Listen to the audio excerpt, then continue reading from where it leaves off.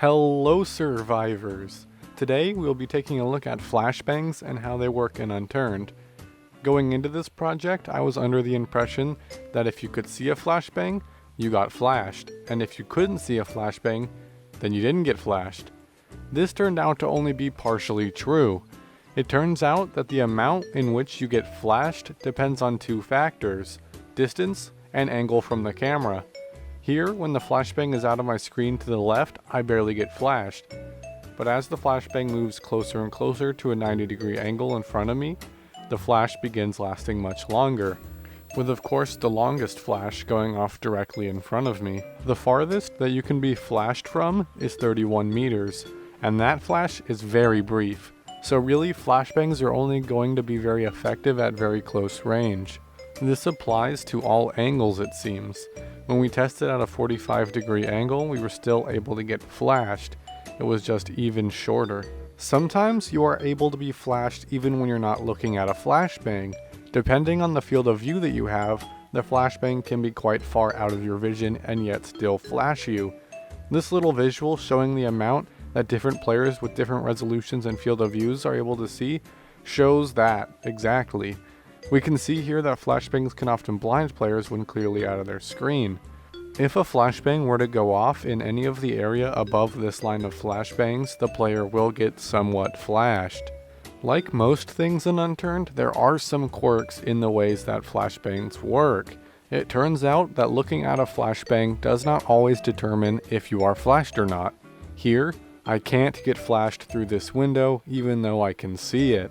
However, when sitting behind this road fence, I can get flashed straight through it even though I can't see the flashbang. The bleachers also block flashes, despite flashes able to be seen very clearly.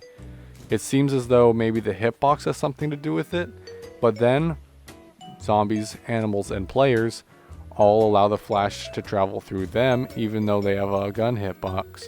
Vehicles seem to have no effect on flashbangs at all, whether that is letting the actual grenade travel through the vehicle itself or letting the actual flash travel straight through it. This also applies to all objects that have some sort of opening animation. Flashes are able to travel through the openable part and also can flash through that door. For some reason, extreme shapes, like this mountain, also allow flashes to pass right through them.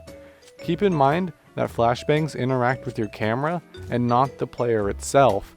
This is why when using third person, you can be flashed around corners. On a different note, we have started an art contest in celebration for 1,000 subscribers. The rules are simple. Make a channel banner or profile picture, submit it to the Steam group discussion, and the winners will have their art featured on the channel and also win a mythical item. A huge thanks goes out to Bandman Walking and Hydractra for donating the skins that will be given away. More details all about this are in the Steam group in the description. Also, Nelson listened to us yet again and has fixed the issue with suppressors not causing bullet drop. That will be our next video. It'll be a very long video on how to compensate for bullet drop with every weapon and almost every scope. If you guys enjoyed this video and would like to see more like it, do not forget to hit that subscribe button. As always, have a good one.